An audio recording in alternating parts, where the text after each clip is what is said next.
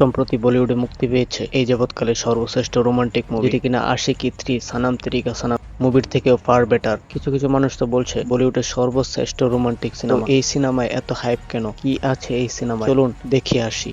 সিনেমার শুরু, বাণী নামে একটি মেয়ে মুম্বাইয়ের একটি কোর্টে দাঁড়িয়ে আছে, সেখানে তার পরিবারও এসেছে। আজকে বাণীর বিয়ে মহেশ নামের একটি ছেলের সাথে, কিন্তু মহেশ এখনো বিয়ের ওইখানে আসে নাই। হঠাৎ করে মহেশের ওইখান থেকে একটি ফোন আসে। মহেশ বাণীকে বলে দেয়, আমার ইমার্জেন্সি প্রমোশন হয়েছে, তাই লন্ডন যেতে হচ্ছে। বাণী বলে, তা তো ভালো হয়েছে, লন্ডন থেকে 2-3 মাস পর যখন ছুটি হবো তখন না হয় আমরা ভালো করে বিয়েটা করে নিব। কিন্তু মহেশ অপর প্রান্ত থেকে বলে, আমি তোমাকে ভালোবাসি না, অন্য কাউকে ভালোবাসি, সুতরাং আমার পক্ষে এই বিয়েটা করা সম্ভব না। এই বলেই মহেশ চলে যায় লন্ডনে। এদিকে বিয়ে ক্যান্সেল। বাণী খুবই ডিপ্রেশনে ভেঙে পড়ে। 6 মাস যাওয়ার পরেও বাণী সেই ডিপ্রেশন থেকে কেটে উঠতে পারে। হঠাৎ করে একদিন বাণী প্রস্তুত না, তবুও সে একটা চাকরির জন্য ইন্টারভিউ দেয়। ভাগ্যবশত সেই চাকরিতে বাণী টিকে যায়। চাকরিটা ছিল সাংবাদিকতা। সেখানেই তার সাথে দেখা হয় একটি ছেলের সাথে। ছেলেটার নাম হলো ক্রিশ কাপুর, তিনি পেশায় একজন গায়ক। বাণী যখন দেখে ক্রিশ একটা লোককে বেদম ভাবে পিটাচ্ছে, কাহিনীটা হলো ক্রিশ একজন গায়ক, যেহেতু তার গানের খারাপ রিভিউ দেওয়ার কারণে ক্রিশ একটি কনসার্ট থেকে বাদ পড়ে গিয়েছে, তাই ওই লোকটাকে পেটাচ্ছে। তারপর ক্রিশ সেখান থেকে চলে যায় তার বন্ধুদের কাছে। সেখানে গিয়েও বন্ধুদের সাথে ঝামেলা করে। ক্রিশের মনে হয় তার বন্ধুরাই ওই লোকটিকে টাকা দিয়ে খারাপ রিভিউ দিয়েছে, তাই হয়তো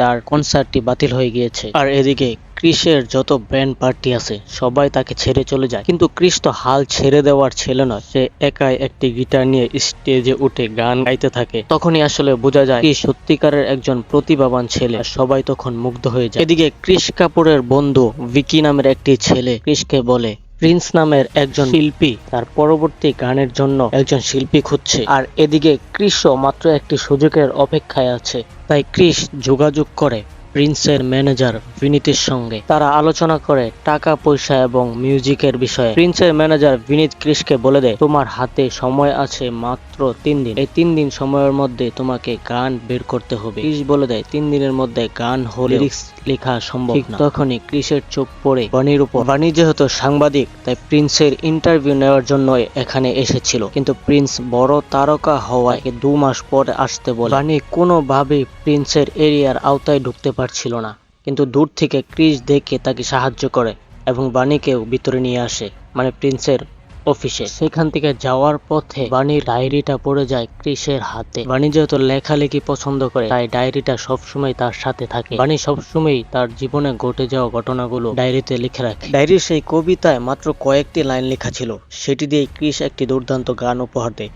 মুহূর্তেই প্রিন্স সেটিকে খুব পছন্দ করে। প্রিন্স ক্রিশকে বলে, আমি এই গানের ফুল ভার্সন চাই। কিন্তু ক্রিশ তো এই গানের ওনার নয়। সে বাণীকে বলে, এই গানটা যত সম্ভব আমাকে পুরোপুরি লিখে দাও, আর গানটি পুরোপুরি লিখে দিলে আমি তোমাকে প্রিন্সের ইন্টারভিউ নেওয়ার ব্যবস্থা করে দিব, যেটার জন্য বাণীও রাজি হয়ে যায়। এরপর রাত থেকেই তারা এই গানের লিরিক্স লেখার কাজ শুরু করে দেয়। কিন্তু বাণী কিছুতেই গানটি লিখে শেষ করতে পারছিল না। বাণী বলছিল, দেখো, একটা গান লিখতে হলে আমাদের অনেক সময় লাগে, কিন্তু এই চাপের মধ্যে আমি কিছুতেই গানটা লিখে কমপ্লিট করতে পারছি না। ঠিক তখনই ক্রিশ বাণীকে নিয়ে একটি ক্রিকেট গ্রাউন্ডে যায়, যেখানে ক্রিকেট খেলোয়াড়রা প্র্যাকটিস করে। আর তখন বাণীকে মোটিভেট করে, এই যে দেখো, শত চাপের মধ্যে যখন ইন্ডিয়ার 1 বলে 6 রান দরকার, তখনও কিন্তু প্লেয়াররা একটি ছক্কা মেরে ম্যাচ জিতিয়ে দেয়। সুতরাং যত চাপই হোক আমাদের কাজটা কমপ্লিট করতেই হবে। এই বলে বাণীকে ক্রিশ মোটিভেট করে। বাণীও মোটিভেট শুনে আস্তে আস্তে কিছু আইডিয়া মাথায় চলে আসে এবং গান লেখার কাজ শেষ করে। ওদিকে ক্রিশও সেই ডায়েরির লেখা গানে সুর মিলাতে থাকে। আস্তে আস্তে তাদের গানের পুরো কাজটি কমপ্লিট হয়ে যায়। পরের সিনে আমরা দেখতে পাই ক্রিশের বাবা একজন ভয়ানক মাদকাসক্ত। কেননা ক্রিশের মা মারা যাওয়ার পর তার বাবা আলাদা থাকে এবং খুব বেশি নেশাগ্রস্ত। তার জন্য কিছুদিন পর পরই পুলিশ ক্রিশের বাবাকে ধরে নিয়ে যায়। কিন্তু ক্রিশ তার বাবাকে প্রচন্ড ভালোবাসার কারণে সেই ঝামেলা থেকে প্রতিবারই ছুটিয়ে নিয়ে আসে। আর বাণী যেহেতু এবার ক্রিশের সাথে, তাই সবকিছু বাণী লক্ষ্য করে। তারপর বাণী ক্রিশের বাবাকে একটি রিহাব সেন্টারে নিয়ে আসে, কিন্তু সেখানে ভর্তি করার জন্য প্রচুর টাকা খরচ। কিন্তু ক্রিশের কাছে তো এত টাকা নেই। সেই মুহূর্তে ক্রিশ ছুটে যায় প্রিন্সের ম্যানেজার কাছে। প্রিন্সের ম্যানেজারকে বলে, আমার কোনো কপিরাইট বা ক্রেডিট চাই না, আমার শুধু চাই মাত্র 9 লক্ষ টাকা। আর প্রিন্সের ম্যানেজার তাকে 9 লক্ষ টাকা দিয়ে দেয়। আর তারপর তার বাবাকে রিহ্যাবে ভর্তি করানো হয়। এর কিছুদিন পরেই শুরু হয়ে যায় প্রিন্সের স্টেজ শো, যেখানে ক্রিসদের গানটা বলা হবে, কিন্তু সেইখানে ক্রিসের কোনো নাম ক্রেডিট কিছুই থাকে না। তারপরও সেইখানে ক্রিস যায়, কারণ গানটা সেই লিখেছে। বানি যেহেতু জানতো সেই স্টেজে ক্রিস যাবেই, তাই বানিও গিয়েছিল। সেখানে অনেক লোকের ভিড়, কেউ কাউকে খুঁজে পাচ্ছিল না। অবশেষে খুব কষ্টের পর খুঁজে পেলে দুজন দুজনকে জড়িয়ে ধরে, কারণ তারা তো জানে এই গানটি লেখার পিছনে তাদের কতটা কষ্ট হয়েছে। তারপরেই তারা দুজন দুজনকে জড়িয়ে ধরে এবং ভালো একটি লাইফ কাটাতে থাকে।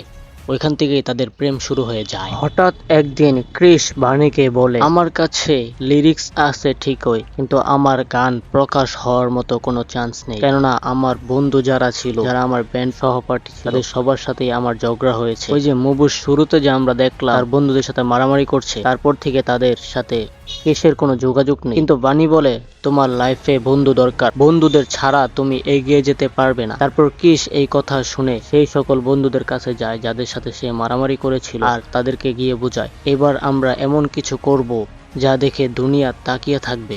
আর বানিও তাদের দলে যোগ দেয় এবং একসঙ্গে কাজ শুরু করে। বানি দারুণ সব লিরিক্স লেখা শুরু করে দেয় এবং ক্রিস সেগুলোকে গিয়ে রিহার্সাল করতে থাকে। এরই মাঝে সব বন্ধু বান্ধব মিলিয়ে প্রথম গানের কাজ শুরু করে এবং গানটি শেষ করে তারপর সেই গানটিকে ইউটিউবে আপলোড করে দেয়। আর প্রথম দিনে গানটা ভাইরাল হয়ে যায়। কিন্তু এই সাফল্যের পুরো ক্রেডিট যায় বানির উপরে, কেননা এর আগেও তারা অনেক গান ইউটিউবে আপলোড দিয়েছিল, কিন্তু সেগুলোর তেমন রেসপন্স মিলছিল না। তাই তো এর পুরো ক্রেডিট দেয় বানিকে। এতে করে বানি আর ক্রিস খুবই গভীর সম্পর্কে জড়িয়ে যায়। একদিন হঠাৎ করে বানিকে ক্রিস তার বাড়ির সামনে নামিয়ে দিয়ে আসে। ঠিক তখনই দেখে ফেলে বানির মা। তার মা তাকে অনেক বকাচকা করে, কেননা কিছুদিন আগেই বানি ছিল অনেক ডিপ্রেশনে, তাই তো তাকে এইসব কাজে নিষেধ করে। বানিকে তার মা বলতে থাকে, যখন তুমি ডিপ্রেশনে ছিলে তখন তোমার পুরো পরিবারও ডিপ্রেশনে ছিল, সামনে যদি আবারও এরকম হয় তাহলে আমরা সেটা নিতে পারবো না। আর এই সব কথা ক্রিস শুনে ফেলে, কেননা ক্রিস বানির ব্যক্তি বাড়ির ভিতরে এগিয়ে দিতে আসছিল। আর ক্রিস এই সব কথা শুনে স্তব্ধ হয়ে যায়, কেননা ক্রিস তো বানির আগের বিষয়ে কিছুই জানতো না, এই জন্যই স্তব্ধ হয়ে দাঁড়িয়ে থাকে। আর এই সব চাপে বানি সঙ্গে সঙ্গে অজ্ঞান হয়ে যায়। দ্রুত তাকে হাসপাতালে নেওয়া হয়, সেখানে ক্রিসও যায়। কিন্তু বানির মা এখনো রেগে আছে। ক্রিসকে বলে, তুমি যদি সত্যিই তাকে ভালোবাসো তাহলে তাকে বিয়ে করে ফেলো। তারপর ক্রিস বানিকে বলে, চলো আমরা বিয়ে করে ফেলি। বানি তখন ক্রিসের মুখে ধরে বলে, তোমার এখনো জীবনে স্বপ্ন পূরণ হওয়া বাকি। বিয়ে তো মানুষ যে কোনো সময় চাইলেই করতে পারে, কিন্তু স্বপ্ন পূরণের একটি বয়স থাকে। তুমি এখন সুপারস্টার হওয়ার পথে, তাই এখনই বিয়ে নয়, আগে যাও নিজের স্বপ্ন পূরণ করো। তারপর ক্রিস সেখান থেকে চলে যায় বানিকে হাসপাতালে রেখে। তার ঠিক 2 দিন পর বানি হাসপাতাল থেকে ছাড়া পায়। কিন্তু ওইদিকে ক্রিস তাদের বন্ধুদের নিয়ে গোয়ার দিকে রওনা হয় একটি ট্রাভেল ব্লগ করার জন্য। তারপর রাস্তায় অনেকগুলো মানুষ তাদের বাস ঘিরে ধরে, কেননা তাদের ইউটিউবে আপলোড দেওয়া গানটি এরকম পরিমাণ ভাইরাল হয়েছে, পুরো দেশে তাদেরকে চিনে ফেলেছে। আর ক্রিস সত্যি সত্যি সুপারস্টার হয়ে গিয়েছে। বানি হাসপাতাল থেকে ছাড়া পাওয়ার পরেও মাঝে মাঝে তাকে হাসপাতালে গিয়ে কিছু টেস্ট করতে হয়। হঠাৎ একদিন বানির এক দৃঢ় রোগ ধরা পড়ে, আলজার, যার জন্য বানির স্মৃতিশক্তি খুব দুর্বল হয়ে পড়ে এবং ধীরে ধীরে সবকিছু ভুলে যেতে থাকে। বানি নিজেও লক্ষ্য করছিল সে আস্তে আস্তে অনেক কিছুই ভুলে যাচ্ছে, কিন্তু বানি ঠিক বুঝতে পারছিল না এগুলো সব যে অ্যালজাই রোগের মাধ্যমে হচ্ছে। আর এই অ্যালজাইমার রোগের কোনো চিকিৎসাও নেই। ডাক্তার তাকে স্ট্রেট বলে দেয়, এখন তোমাকে খুব সাবধানে থাকতে হবে। প্রথমেই তোমার এই বিষয়টা তোমার পরিবারের সাথে শেয়ার করতে হবে। কিন্তু বানি ভিতর থেকে খুব ভেঙে পড়ে। তার কিছুদিন পরেই বানির সাথে ক্রিসের দেখা হয়। ক্রিস তাকে বলে, আমি এখন সত্যি সুপারস্টার, গোয়ার মানুষ পর্যন্ত আমাকে চিনে, তারা আমাকে অনেক ভালোবাসা দিয়েছে। বানি চেষ্টা করে তার এই রোগের বিষয়ে ক্রিসকে বলার জন্য, কিন্তু ক্রিসের এই খুশির মুহূর্তে সে আর এটি বলে না। তারপর দিন বানি অফিসে যায়, কিন্তু তার মনটা খুবই ভেঙে পড়েছে, কেননা তার রোগের বিষয়ে তো সে নিজে জানে সে আস্তে আস্তে পৃথিবীর সবকিছুই ভুলে যাবে, তাই তার মনটা খুবই খারাপ। আর অফিসে গিয়ে বানির দেখা হয় মাহেশের সাথে। বানি সবকিছুই মনে করতে পারছিল, কিন্তু কিছুই বলছিল না। তারপরের দিন ক্রিস বানিকে বলে, আমার একটু দিল্লি যেতে হবে, সেখানে আমার অনেক বড় একটি কনসার্ট রয়েছে। এটা আমাদের জীবনের অনেক বড় একটি সুযোগ, এই কনসার্টটি কোনোভাবেই মিস দেওয়া যাবে না। তাই তাই আমরা বন্ধুরা কালই বেরিয়ে পড়ব। কিন্তু বানি এখানেও তার অ্যালজাইমার রোগের বিষয়ে ক্রিসকে কিছুই বলে না, কারণ বানি জানতো যদি ক্রিসকে তার রোগের বিষয়ে বলে দেয় তাহলে ক্রিস কোনোভাবেই এই কনসার্টে যাবে না। তাই তো ক্রিসের ভালোর জন্য বানি চুপচাপ থাকে এবং ক্রিস দিল্লিতে কনসার্টে চলে যায়। আর বানি চলে যায় তার অফিসের একটি পার্টিতে। সেই পার্টিতে গিয়ে আবারও দেখা হয় মহেশের সাথে। বানি বলে, আমরা তো দুজন দুজনকে বিয়ে করতাম, তাহলে কেন বিয়েটা হলো না? কিন্তু মাহেশ কিছু বলে না। মাহেশ তখনও বানির সুযোগের অপেক্ষায় ছিল, তাকে কিছু করতে চেয়েছিল, কিন্তু সেই পার্টিতে উপস্থিত ছিল মাহেশের বউ। সেখানে বানি বিষয়টা বুঝে যাওয়ার পর সেখান থেকে বেরিয়ে চলে আসে আর বানির ব্যাগটি ফেলে রাখে সেই পার্টি। কিছুক্ষণ পরে ক্রিস বানির ফোনে কল করলে সেই কলটি রিসিভ করে সেই পার্টির একজন সিকিউরিটি গার্ড। আর সিকিউরিটি গার্ড ক্রিসকে এই পার্টিতে ঘটে যাওয়া সমস্ত কিছু বলে দেয়। এই খবর শুনে ক্রিস দিল্লিতে না গিয়ে ফ্লাইট ক্যান্সেল করে সোজা ছুটে যায় সেই পার্টিতে। আর সেখানে গিয়েই বানির ফেলে যাওয়া ব্যাগটি তুলে নেয় ক্রিস, আর সেই ব্যাগেই থেকে যায় বানির অ্যালজাইমারের রিপোর্ট। আর ঠিক তখনই বানির সেই রোগের বিষয়ে ক্রিস জেনে যায়। আর ঠিক তখনই ক্রিস বুঝে বানির আচরণ ইদানিং কেন অন্যরকম, আর সেই সরাসরি ছুটে যায় বানির কাছে। আর বানি বলে, তুমি সবকিছুই যেহেতু জেনে গেছো, আমাদের আর একসঙ্গে থাকাটা ঠিক হবে না। কিন্তু ক্রিস বলে, আমি তোমাকে ভালোবাসি, তুমি সবকিছু মনে রাখো আর না রাখো, তবু আমি তোমাকে ভালোবাসি। আর এদিকে বানির পরিবারও সবকিছু জেনে যায় আর বানিকে নিয়ে আবারও হাসপাতালে যায়। তখন ডাক্তার বলে, এখন থেকে বানিকে একটি রুটিন মাফিয়া চলতে হবে আর থাকতে হবে একটি শান্ত পরিবেশে, যেখানে শহরের কোনো কোলাহল নাই, যেমন পাহাড় বা সমুদ্রের কিনারে। এই শান্ত পরিবেশই তার জন্য একটি থেরাপির মতো কাজ করবে। এই কথাটি শুনে ফেলে ক্রিস। তখনই ক্রিস সিদ্ধান্ত নেয় বানিকে নিয়ে সে পাহাড়ের কোনো নিরিবিলি পরিবেশে গিয়ে থাকবে। আর তারা চলে যায় আলিবাগে। সেখানে তারা সমুদ্রের একটি জাহাজেই বসবাস করে আর দুজনেই অনেক আনন্দময় মুহূর্ত কাটায় এবং দুজন দুজনের খুব কাছাকাছি চলে আসে। কিন্তু বানি সময়ের সাথে সাথে সবকিছু বলতে থাকে। ক্রিস এই বিষয়টা জানার পরেও কোনো আক্ষেপ ছিল না তার। ক্রিসের কথা হলো, ভালোবাসা মানেই শুধু পাশে থাকা, স্মৃতি থাকুক আর না থাকুক, এতে তার কোনো আপত্তি নাই। অন্যদিকে ক্রিস দিল্লির সেই কনসার্টটি করতে পারে না, কিন্তু ক্রিসের বন্ধুরা সেই কনসার্টটি খুব ভালোভাবে সফল করে এবং খুব বেশি সাকসেস হয়। এরপর আবার মুম্বাইয়ে নতুন একটি কনসার্টের আয়োজন হয়, কিন্তু বানি সেখানে বলে দেয়, তুমি এই কনসার্টটি করবে এবং আমি তোমার স্টেজের সামনে থাকবো। কেউ হাততালি দেখ বা না দেখ, আমি ঠিকই তোমাকে উৎসাহিত করব। যেই কথা সেই কাজ। ক্রিস বানিকে নিয়ে মুম্বাইয়ে ছুটে যায় কনসার্টে অংশগ্রহণ করার জন্য। আর ঠিক সেই কনসার্টেই ঘটে যায় সবচেয়ে অপ্রত্যাশিত ঘটনা। জানা যায় সেই কনসার্টের স্পন্সর ছিল মাহেশ। আর মাহেশকে দেখে বানি সেই আগের স্মৃতিতে ফিরে যায় আর মাহেশকে বলে, তুমি আমাকে কখনোই ছেড়ে যেও না। এই কথা বলেই মাহেশের হাতটি ধরে ফেলে বানি এবং বানিকে নিয়ে মাহেশ একটি খালি রুমে চলে যায়। সেখানে গিয়ে বানির সাথে মাহেশ ইন্টিমেট হতে থাকবে। তখনই চলে আসে ক্রিস। মাহেশ তখন বলে, বানি তোমার সাথে থাকবে না, সে এখন আমার সাথে থাকবে। কিন্তু ক্রিস তো জানতো এটি সব এই রোগের প্রতিক্রিয়ার জন্যই, বানি কিছু মনে করতে পারছে না। তারপরেই ক্রিস এবং মাহেশের মাঝখানে একটি মারামারি সৃষ্টি হয়। সেখানে বেদমভাবে পিটানো শুরু করে মাহেশকে ক্রিস। তখনই হাতে একটা ছুরি নিয়ে ক্রিসের উদ্দেশ্যে বানি বলে, তুমি যদি মাহেশের গায়ে আর একটি টোকা দেও তাহলে আমি তোমাকে ছুরি মারতে বাধ্য হব। এটা শোনার পরেও ক্রিস বানির দিকে আস্তে আস্তে এগিয়ে আসে, কিন্তু বানি কিছুই মনে করতে পারছে না। সে ক্রিসের গায়ে ছুরি ঢুকিয়ে দেয়। তারপরেও ক্রিস বানিকে কিছু বলে না, শুধু জড়িয়ে ধরে, কিন্তু বানি অজ্ঞান হয়ে যায়। তারপর তারা বাসায় চলে আসে। পরদিন সকালে বানির জ্ঞান ফিরলে বানি কিছুই মনে করতে পারছে না। বানি ভাবছে আজ হয়তো কনসার্ট। তখন ক্রিসকে বলে, আজকে তো আমাদের কনসার্ট, তুমি কনসার্টে যাবে না?